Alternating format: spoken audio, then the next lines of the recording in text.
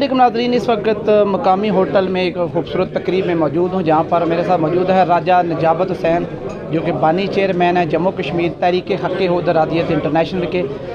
इनकी खिदमात के एजाज़ में हुकूमत पाकिस्तान ने इनको सिविल एवार्ड से नवाजा है, सितारा पाकिस्तान से।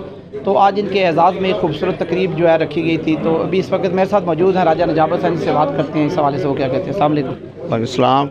सबसे पहले तो मैं हुकूमत पाकिस्तान का, अफवाज पाकिस्तान का, पाकिस्तानी वज़ारत ख़ारजा का और उन तमाम लोगों का शुक्रिया अदा करना चाहूँगा जिन्होंने हमारे इस काम को, हमारी तंजीम के काम को, हमारे बैरून मुल्क बसने वाले काम कश्मीरियों के काम को सराहा। और ये एजाज़ मुझे नहीं बल्कि मैं समझता हूँ कि पूरी कश्मीरी कौम के लिए है और ख़ुसूसन उन लोगों के लिए है जो बैरूनी ममालिक में बैठ कर रियासत जम्मू कश्मीर की आज़ादी की तहरीक चला रहे हैं। और इसी तरह मकबूजा कश्मीर के उन तमाम मज़लूम आवाम के लिए है जिन्होंने रियासत जम्मू कश्मीर की आज़ादी की तहरीक को जारी रखा हुआ है और तहरीक तकमील पाकिस्तान के लिए अपनी जानों के नजराने पेश कर रहे हैं।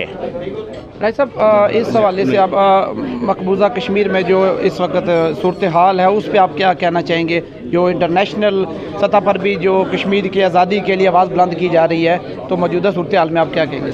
मैं ये कहना चाहूँगा जी कि रियासत जम्मू कश्मीर की आज़ादी की जो तहरीक लोग पिछले 75 साल में चला रहे हैं, आज़ाद कश्मीर के अंदर, बैरूनी ममालिक में और मकबूजा कश्मीर के अंदर इस जदोजहद को जारी और सारी रखने के लिए और अपनी इस रियासती जदोजहद की, आज़ादी की जदोजहद को मंतकी अंजाम तक पहुँचाने के लिए तमाम लोग अपनी काविशें जारी रखें। और हम इंशाअल्लाह अपने वतन की आज़ादी के लिए किसी भी कुर्बानी से दरेग नहीं करेंगे। जब तक एक भी कश्मीरी ज़िंदा है, रियासत जम्मू कश्मीर की आज़ादी की तहरीक जारी और सारी रहेगी।